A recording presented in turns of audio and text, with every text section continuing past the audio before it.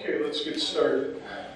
Diane, could you please take attendance for the city officials that are here tonight? Yes. Mayor Jamie Swoots. Here.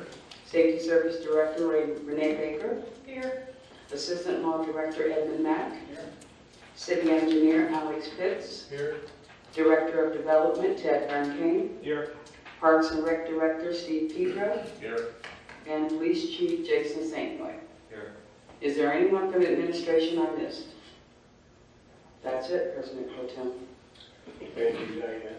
And let the record show that 8 members of council are present tonight, with Mr. Lewis being absent, and President Mike Slater is also present.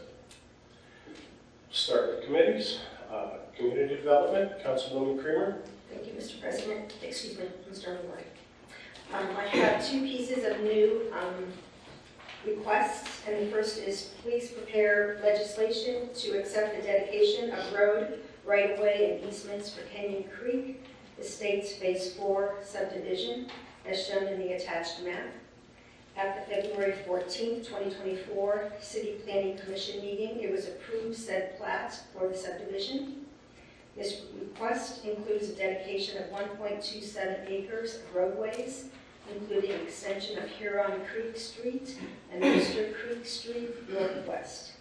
There will be 26 additional platted lots in the subdivision, and the area is currently zoned R-1 single-family residence. This request is not to be considered an emergency. I believe, any council members have any questions? I believe the developer, Bob Larkhart, is here to answer any questions council members may have. Should I bring Mr. Lockhart up? Mr. Lockhart, would you please come to the microphone right there? Yeah, sure. And give us a little bit of background on your request. It's the last phase of Canyon Creek. It's 26 lots out of the 94. And I'd like to get it approved next Monday if we can. It's the last piece. There's nothing's changed. No issues with it. So that's the last piece. Any questions for Mr. Lockhart? Okay, thank you so much. All right. The second item of business is please prepare legislation to accept the replats and dedication of easements for Whitetail Creek development as shown in the attached map. The site is located on the northwest corner of 9th Street Southwest and Albrecht Avenue. At the February 14, 2024 City Planning Commission approved said replat and easement plat. The property is currently zoned I-1 industrial, and this request is to be considered an emergency to accommodate construction planning schedules. So would Mr. Ted Arncane, Community Development Economic Director, please come forward and give us additional background information?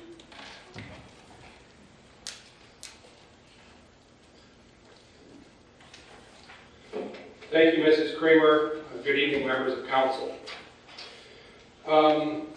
What we have this evening, as Mrs. Creamer stated, is a replat that was approved by the Planning Commission a couple weeks ago. What we're doing with this replat is taking 2 existing easements and making one along 9th and Albrecht that the city will maintain, and adding one on the northwest part of the property that the property owner will maintain. These are for utility purposes. We have a few people here this evening that can provide some more information about this project in general, but there are a few things I'd like to state. The company in question is called BitDeer. They are a publicly traded company on the NASDAQ. They're looking at a $150 million investment and looking at bringing 70 jobs to the city of Massillon. I would like to reiterate that this is at the very beginning stages of this project with this replat. That's not to say that as the project moves along, it won't move along quickly, but this is the first of additional or several governmental approval steps that the company will need to meet before they break ground on this property. From the company this evening is a gentleman named Paul Hansen. He's the project director for Bitdeer, and a gentleman named Robert Pena from Texas Energy Consultants. They are individuals that we have been talking to over the last couple weeks. They both came in from Texas. They will be here as needed as this project moves forward, but I encourage you to please, if you have any questions, ask them now while they're here. They're here for a reason, and whatever questions you may have, they are equipped to answer. Also in attendance from First Energy External Affairs Director Amy Hopkins is here to answer any questions regarding the utility component. I passed out at your desk a map. I want to highlight a couple things on this map. The project location is right here in the middle. Immediately north of the project site is the Finnefrock Industrial Park, where CEI Crane and Rigging is moving into here in a couple months. Immediately east of the project site is the old Republic Steel site, now known as the Massillon Energy and Technology Park. Immediately south, parcel 500-187 is the First Energy substation. The company will put their own substation on site from which they will pull power from the First Energy substation. There is one Massillon City resident located in a southwesterly direction to the project site. That is the lone city resident in the immediate area, and immediately west of the project site in yellow is a residential neighborhood that sits in Perry Township. So I wanted to give you a little background of the site, the surroundings, so you know what area we're talking about, and some of the things that we're looking at for that area in terms of power, in terms of the neighbors. Mrs. Kramer, if it's okay, I would like to ask Mr. Hansen to come up and talk a little bit about the project, if that's okay. Please do. Mr. Sure. Mr. Greg has a question. Yes, sir. You mentioned, good evening, Ted. You mentioned in your opening remarks there are easements that the company will maintain and easements that the city will maintain. Can you explain more about what maintain means? I'll defer to Mr. Fitz on that.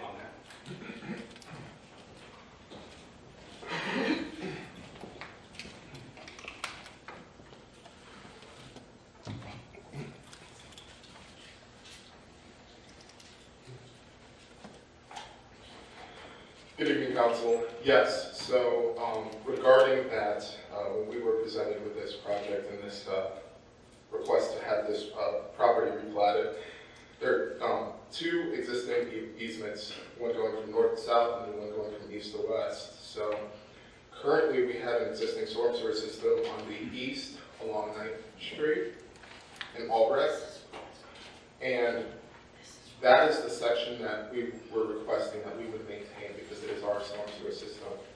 In order for this project to work, there needs to be a storm sewer system installed in the northwest corner, so it'll basically come from an existing pipe that we own and maintain to a new storm sewer system that heads west and then south, and then to a detention basin to the southwest corner of the site.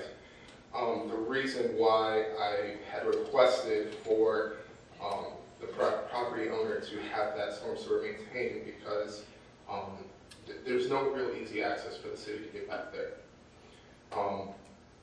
We didn't want to have to go through Perry Township to try to maintain the storm sewer system that the private property owner would have to have installed on their property to maintain.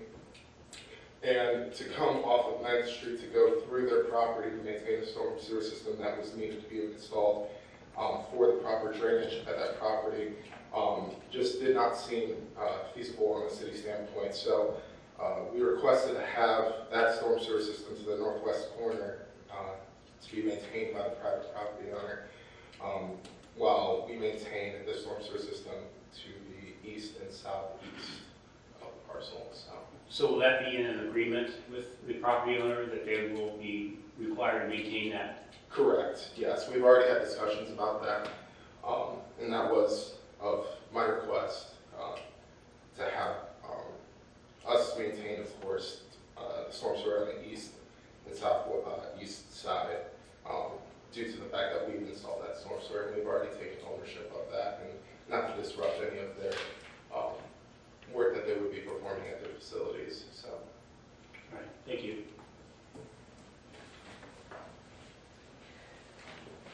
So we come here. Thank you. Who owns this property now? currently, the developer does fit here. So they've already purchased the property. So. Thank you. Ms. Hargreaves-Smith. Thank you, Councilman Kramer. So when I'm looking at this map, they currently own 50018, this square right here, correct? Well, 198, yes, correct. 50198, yeah. So what if they want to put together this little teeny piece right here with that piece? This little square? I believe, I mean, because yes. it would be like these first, this teeny little square they want to add to this. Correct, yeah, they own that property as well. Okay, so that has existing buildings and everything on it. As far as when you're saying, we're going to maintain the storm sewer, so we're going to maintain it all the way to the corner? Or no? Basically to the inlet. So there's an inlet that crosses Albrecht.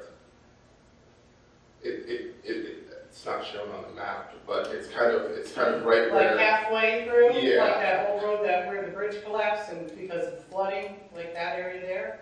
That's what we're maintaining up to there? Correct. Right where the property is, First Energy and 100-17381, right between those two parcels, is where the culvert is.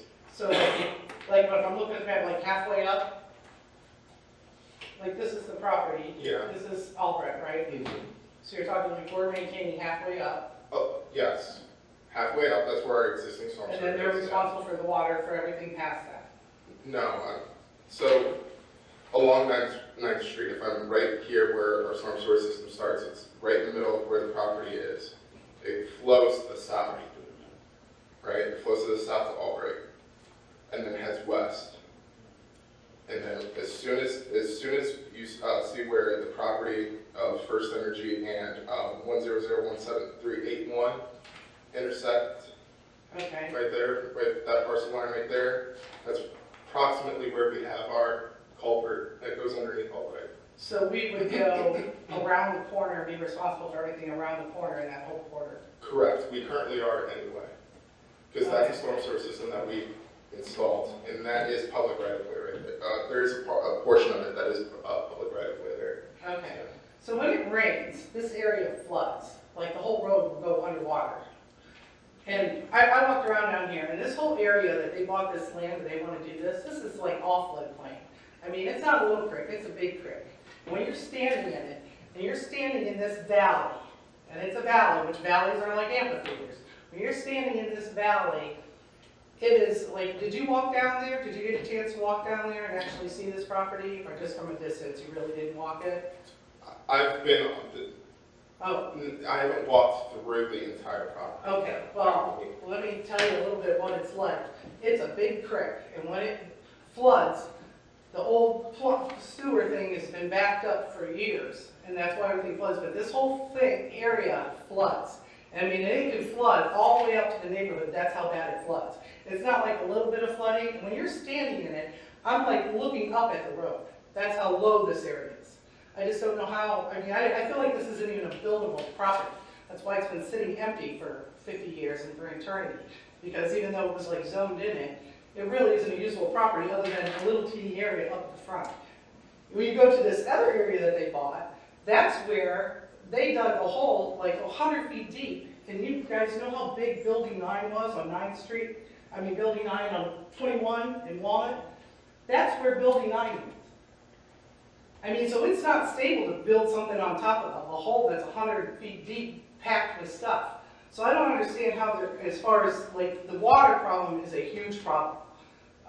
This is a viable property, the other small property, they may own them both, but, I mean, I don't know what size the thing is, but this is not a viable property for what they want to do. So that's, my number one concern is the water issue. Like, I don't even think, I mean, if they were building something small on the corner, you'd be okay maybe, but the rest of it, it floods, and it floods, it's backed up all the way from when it was a public still down to the river. And it's been that way for years. I mean, if you go down there, I mean, I don't even understand how they think they can fly around in a helicopter and picking out a property because it's next to a substation. But that's my point on that, as far as. Okay, just to quickly address some of the concern about the flooding. The property is not adding any additional water than what it already currently receives. And that's why we have the detention basin located on the southwest. But the detention basin isn't going to hold, I mean, I'm talking this whole area floods. Not just like, the whole creek, it comes up and almost the entire property floods. So the detention basin isn't tied into the creek at all.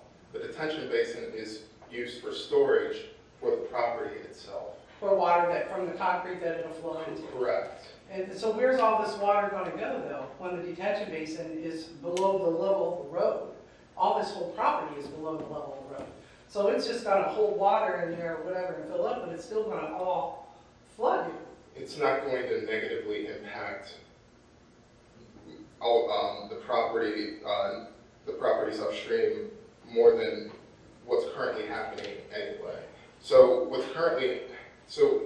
when we looked at this, we looked at contours, existing contours that we have, and we're at about 972 at elevation, right at around where upright is, where the inlet is. Basically, what the property is going to be at is going to be sitting around 975 elevation, 980.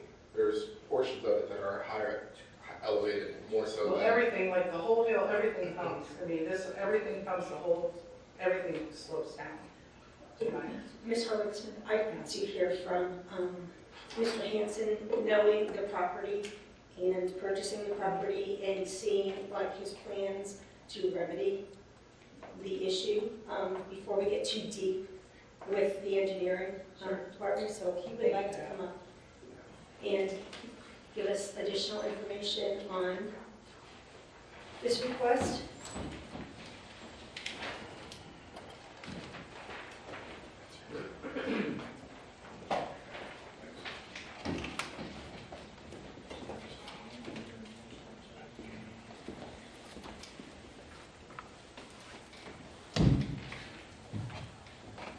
Good evening, Council. I guess I don't have to go that close. Thank you for having us in today. My name is Paul Hanson. I'm the corporate project manager for Biddeer. So, first of all, this property was presented to us last summer by the previous landowners, and we came and toured the site. I actually got boots on the ground, walked through the whole swamp area, and then looking at that, I had some instant concerns. Got back in a vehicle, drove through the neighborhood and noticed all the different stream beds and everything that all flowed into that inlet that comes in through the property and then out by the transmission yard. So that was one of my initial concerns. It's like, okay, what are the Ohio regulations? What kind of state regulations? What do we have to do to reroute the waterways, or if we have to reroute them? So what we did at that point, before purchasing the land, we started communicating with the local civil engineering group to help us engage and understand the property better. I've got Kevin Noble here from SBM. He's our civil engineer. We did elevations, we did soil samples, we took a really good look at this plot of land, and in our opinion, we thought we came up with a good plan for a site development for this site, and it's a very attractive site to us, other than having a residential area right next to us. And with that being said, we're going to do as much noise and light abatement as possible during the whole construction period. We engaged them to say, is this land, is the topography good enough that we can do what we need to do and be able to work with First Energy to provide us the power for what our group is going to do. All of these factors have been painstakingly done over and over and over and over again, and I believe that we came up with a good plan to minimize the impact to the community, but on the other hand, to provide the space for us to be able to do our business.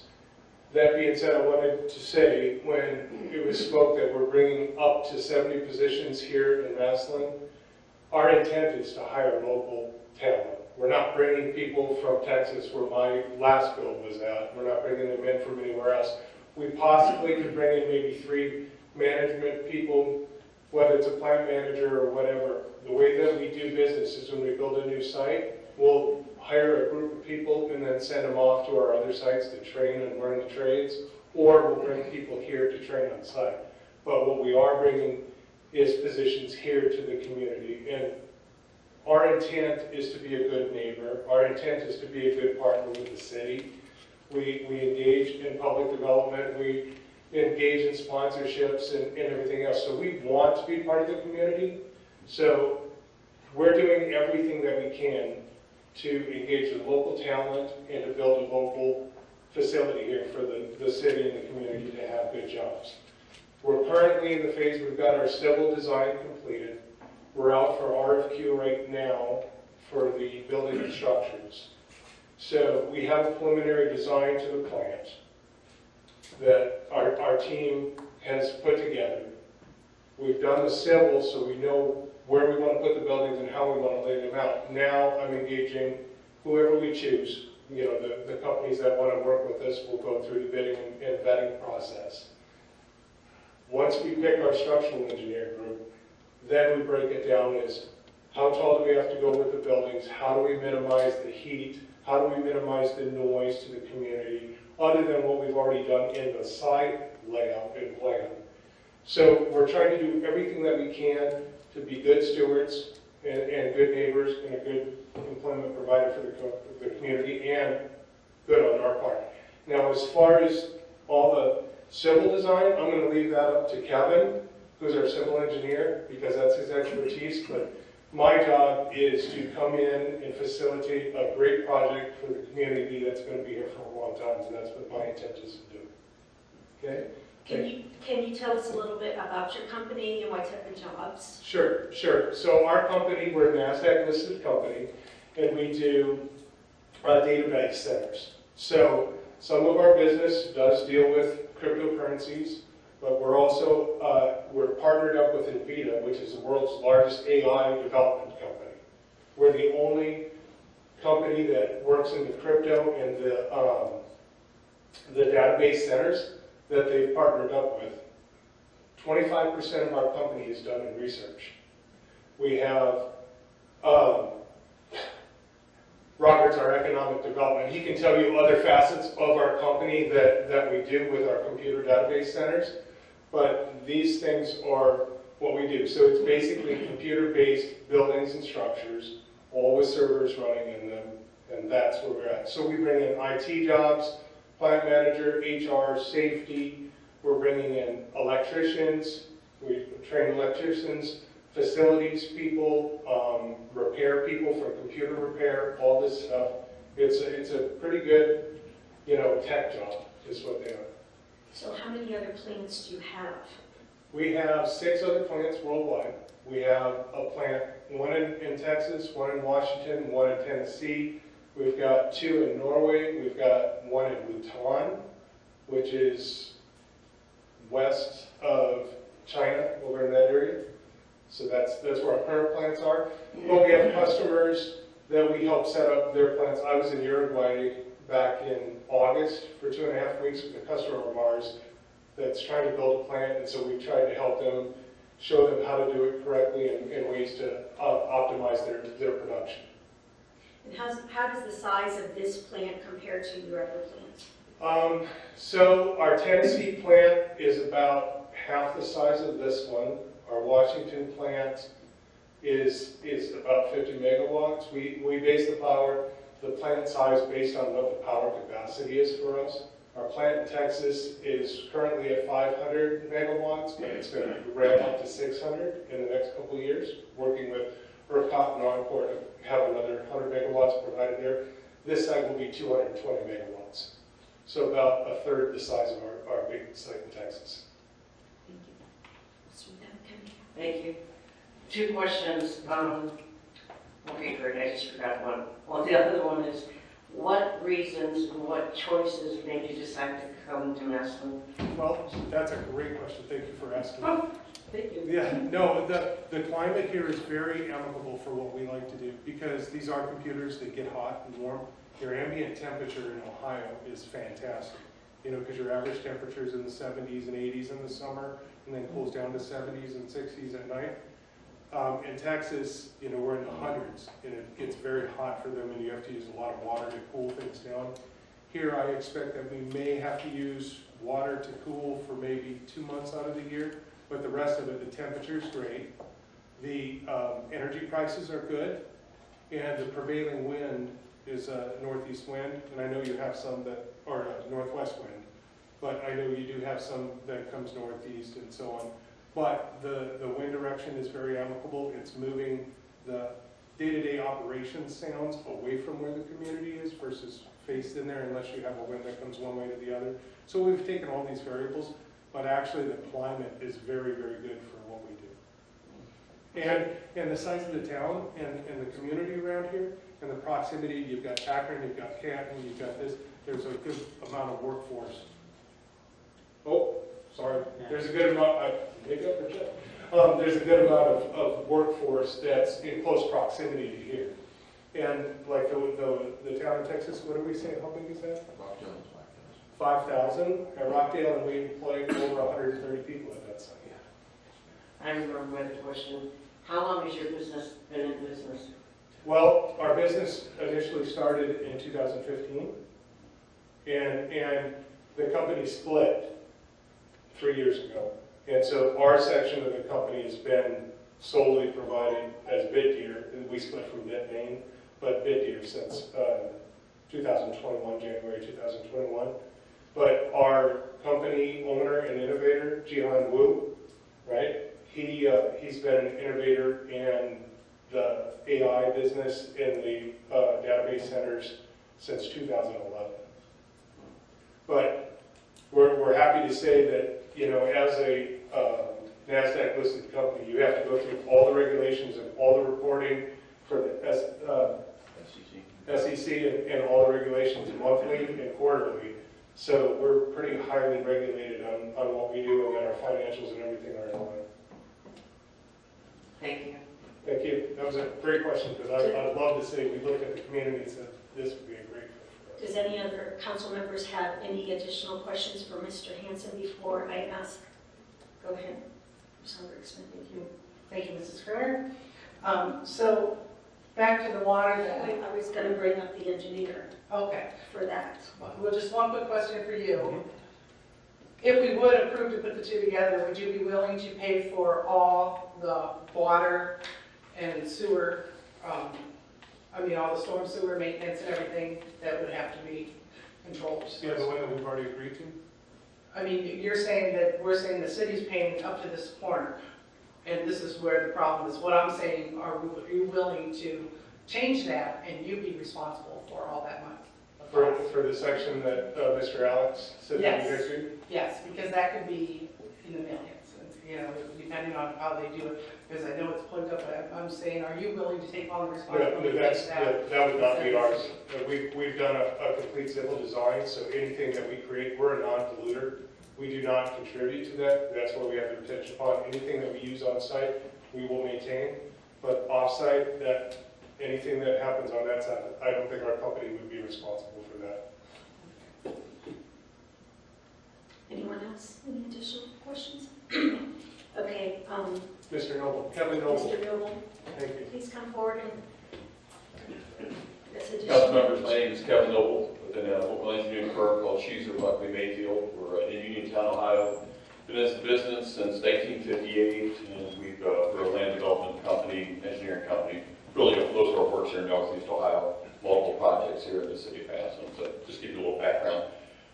This is Beth. I want to clarify a little bit what Mr. Pitt said just on your request just a minute ago. So, Bid Deer, right now the city, as the site sits on this stormwater management drainage easement, the city dumps their water onto this site. And there's a drainage easement that kind of cuts through the site, gets back down to our low point we originally talked about a couple minutes ago. So what this replat does, instead of cutting through the site, it's going to take that easement or that storm sewer and it's going to run it along the perimeter. So I think we talked about that. But Bit Deer is paying for that construction. So the only thing they're not paying, really in my experience, I'm also a city engineer, my experience with these storm sewer systems that are this large, they get a lot of volume, they kind of self-clean themselves out. So you're not, we don't expect in 25 years that you got to go in and start replacing things. They're pipes that kind of self-scour themselves, so there really should be minimal maintenance for this. Mr. Pitt's comment on the other system is his concern, and he had passed it on to our office very early, is, Mr. Noble, how do I, if I need to get on the other site, on the northeast corner, I've now got to get on private property, is somebody going to be available to open the gate and let me get in there? And we couldn't make that promise, so we, Mr. Hanson and his group said, okay, yeah, we'll pay to put that system in too, and we agreed, since it's going to be difficult for you to get in there with the equipment, that we'll maintain that. So maintaining that would be cleaning out storm basins. If there's sediment, got some sediment in the pipes themselves, they can scour them out. So they're going to do the northeast corner, and the city would take care of what they can access really off of Albright and Industrial. Okay. Any questions on that? And then I'll go with stormwater. Okay, so just to try to give you a little bit, I think Mr. Pitts did a great job, but just to give you a little better feel for this site, it is a 30-acre site, but we're leaving 70%, we're using 70% of it, but the 30% down in the southwest corner is where this creek is and where the flooding happens. And so we're not doing any development in that area, so that when you see the overall site development plans, you'll see this big chunk of land that's undeveloped. And so I'll talk about two things. One will be the stormwater management system itself. So this, by your city ordinance, by Stark Soil Water Conservation, by the Ohio EPA, if you do any type of development, you can't release any more water pre-development and post-development. I always kind of compare it to a bathtub. So when you do a bathtub, you clog up the drain, you let water flow in there pretty fast, and then when you clog the drain, it takes a long time for it to work itself out. So this is kind of what a stormwater management pond does. It's going to take all of our site, takes every bit of our water from our site, puts it in this pond, and then it releases it at a small rate. So having said that, and knowing I did the calcs, this project actually will reduce the amount of runoff that is going into that culvert, because we're holding back where we've sized it larger than it had to be, because we knew we had a problem. We sized it larger than it had to be so that we can assist the city in alleviating some of that flooding. That was one item we did. The second item we did is, if you've walked that site, there is a stream bed that kind of bisects that bottom corner, and there is some low area there, but there's also, on the very southwest corner, there's a mound. And so what we're doing with this project is we're going to clean some of that up, and we're going to carve some of that out to create additional volume for the runoff to stand in. So that is really has nothing to do with our project. We're collecting all our water in a detention pond that's higher, but down in this low area, what we're going to do is going to increase the size of this bathtub and make it more volume available for water to sit in. So I can say, and I think the city engineer can say the same thing, Stark Soil Water can say the same thing, this project will help the situation that is down there. The third thing I'll talk about would just be the elevations of this, and we talked a little bit about fill areas. We did meet with the past owner. He was a construction man. He did have a big hole in there.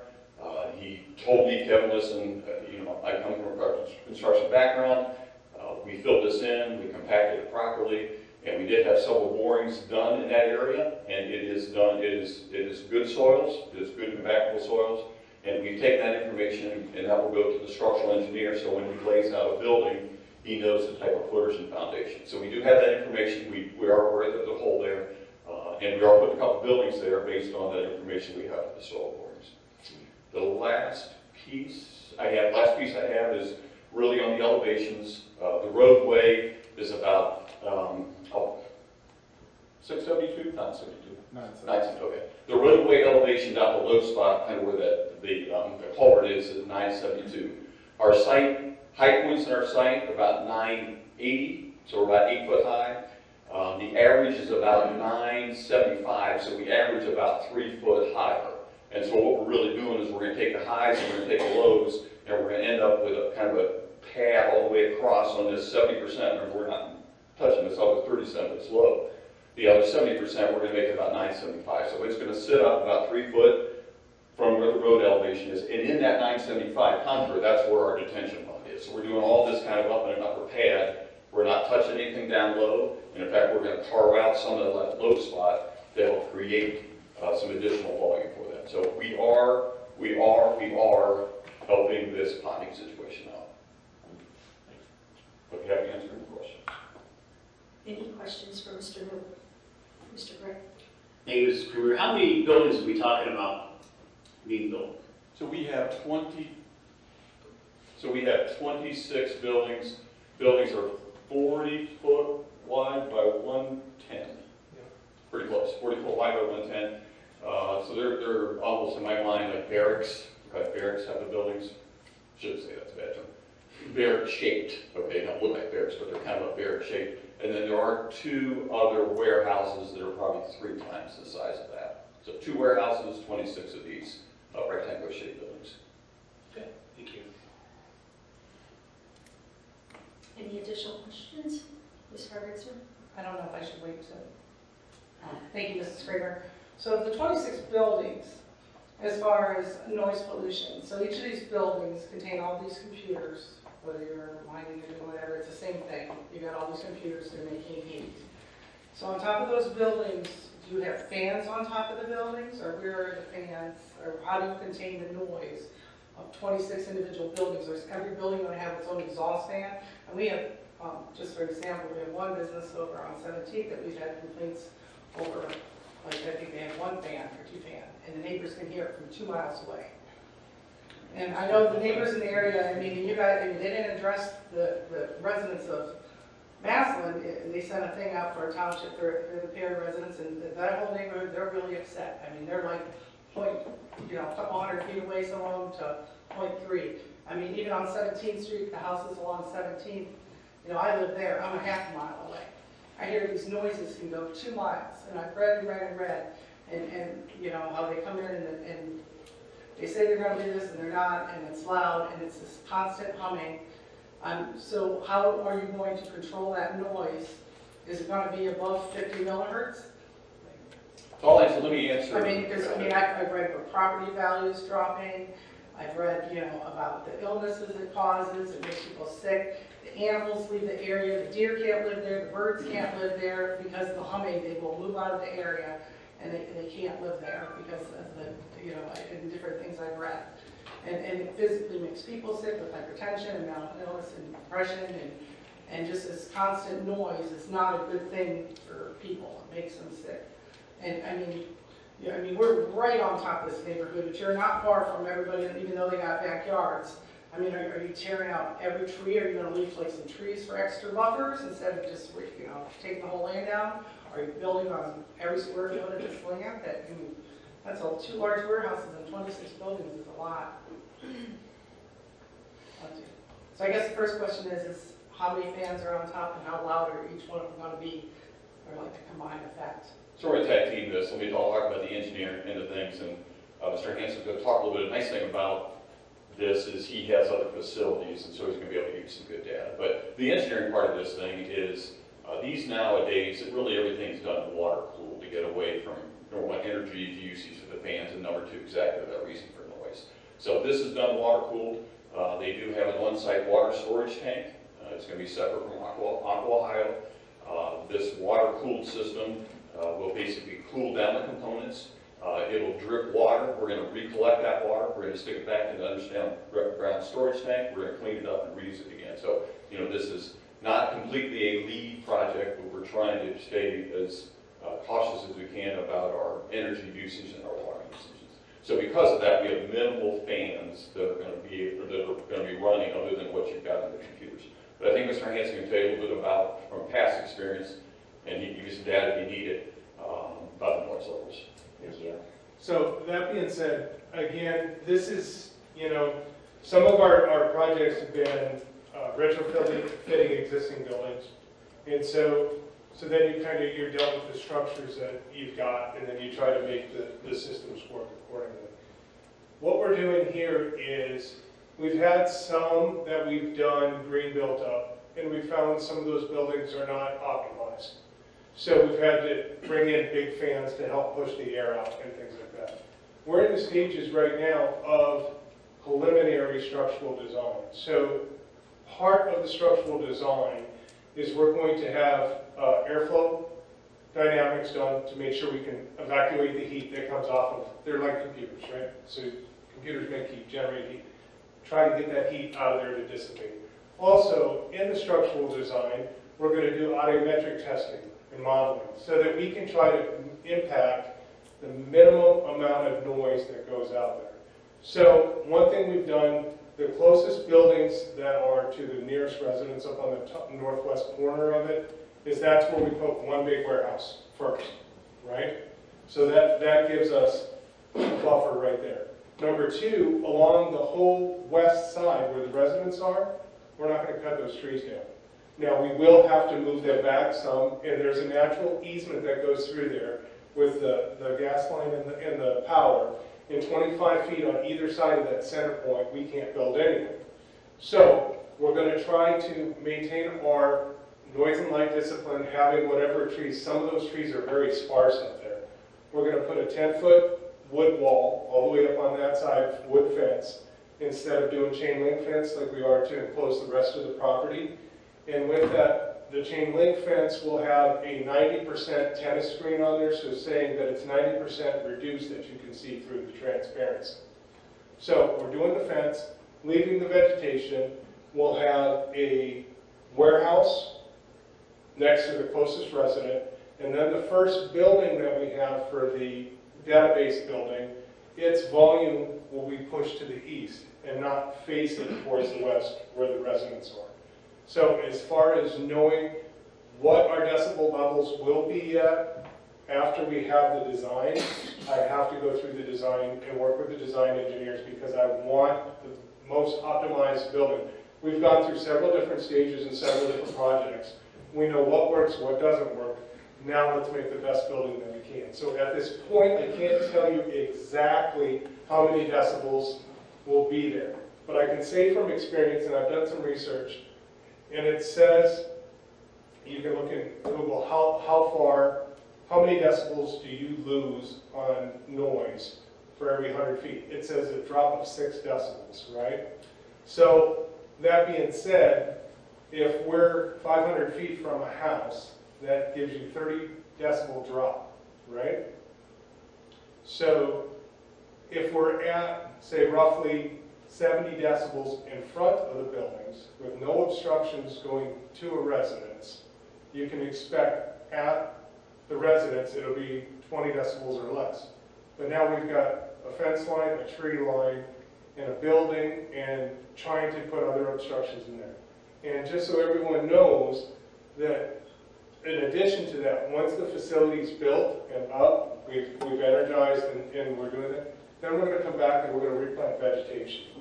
First Energy has a program that they do planting and revegetation, reforestation of areas that they work on. They've said that they would love to partner with us to enhance on that western side where the residents are, to have as little impact to them as possible and plant as many trees and so on. And we're also going to do the rest of the perimeter because even though we have the fencing and the screening up, we still want to make the area look beautiful and look like a, I mean, it is an industrial complex, but we want to make it neighborly, and we're trying to be good stewards of the environment.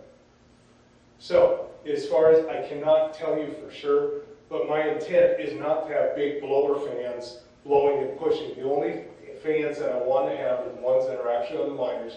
What we've reduced on my large site, I have 24 racks high. So that's a high, tall building. These ones are 13 because we'll build the structures to use the max capacity that we have for power there. So we've already lowered that, cut down half of the decibels, basically, from what I'm used to. And so we're already starting to reduce that. So I'm going to do everything that I can to minimize the impact to the community and the decibel levels. But that's why we're engaging structural engineers here locally to work on that and provide that information for us. Any additional questions from council members? All right, seeing none, thank you so much. Thank you, guys. Appreciate the time today. And Mr. Lombardi, that's all I have in community development. Thank you, Councilwoman Kramer. On the economic development, Councilman Ray. Have nothing. Health, welfare, and building regulations, Councilwoman Cunningham. Nothing at this time. Parks and Recreation, Councilwoman Barbara Smith. Thank you, Councilman Lombardi. I have one piece of legislation tonight. It is considered an emergency because they want to get out to bid to get things going. This legislation is to advertise and receive sealed bids and enter in a contract with the lowest and best bidder upon approval of the Board of Control for the Recreation Center Fitness Equipment Replacement Project. The total estimated project cost is $125,000. The Recreation Board, this was put in front of them at their last meeting, and they approved it 5-0, and this money for all the fitness equipment is coming from their budget. And if it's okay, if you want to do more information, Mr. Pedro's here. Okay. This is the Director of Parks and Recreation, Steve Pedro. Thank you, Steve.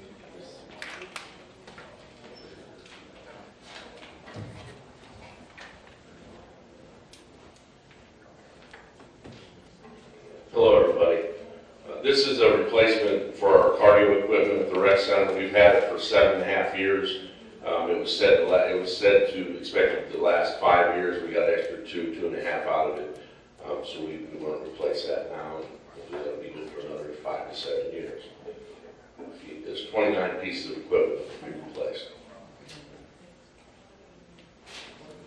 I couldn't remember how many things we were getting. It was a lot. We'll put this out to bid, and what we have, we're actually trading in what we have and getting $10,000 for that, which, believe me, is, that's what we're asking, I should say. We have to put it out to bid, but we won't accept anything less than that. Does anybody else have any questions for Steve? Okay, I am going to put this on the agenda, for a vote on Monday, just so everybody knows. Thank you. Thank you.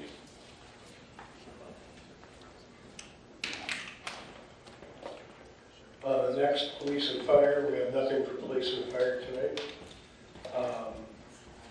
Public utilities and environmental. Mr. Ray, you want to take that one? I don't think there is anything. Yeah, we have nothing. Rules, courts, and civil service, Councilman Gray. Thank you, Mr. Lombardi. We do have a item that's actually both old business and new business. It's ordinance number 4-2024, which we passed earlier this year, where we modified the occupation list of class titles for the police department to add the position of corrections officer. We also eliminated some no longer needed positions as well. We found out recently that in the legislation we did not include the class grade for that position of corrections officer, so we're going to amend that. You all should have a copy of the amendment. It's Exhibit A, showing the class grade 16S for the corrections officer. Plan to put this on the agenda for Monday.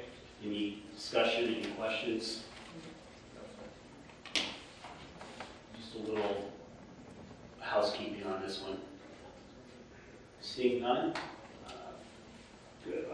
As I said, we'll put this on the agenda for Monday, and that's all I have. Thank you. Thank you, Councilman Gray. Streets, highways, and traffic safety, Councilman Sneed. Nothing from streets, highways, and traffic safety. Thank you, Mr. Lombardi. And the last one we have is finance. Before I get into this, I neglected to welcome our new councilwoman, Holly Bryan Huth. Welcome to our council. And we'll be getting appointments made for your committees at the next council meeting. We'll put that on the agenda. Sounds good.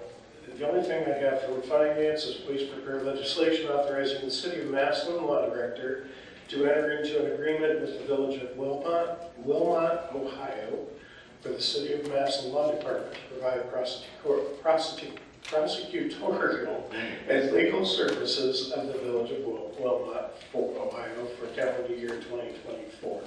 We do this every year. This is attached to this is the agreement and the cost for that. Are there any questions? Does anybody have any questions on this? Seeing none, I will be signing this to put it on the agenda for Monday. And that's all I have for finance. And that brings us to the end of our meeting, so we are adjourned.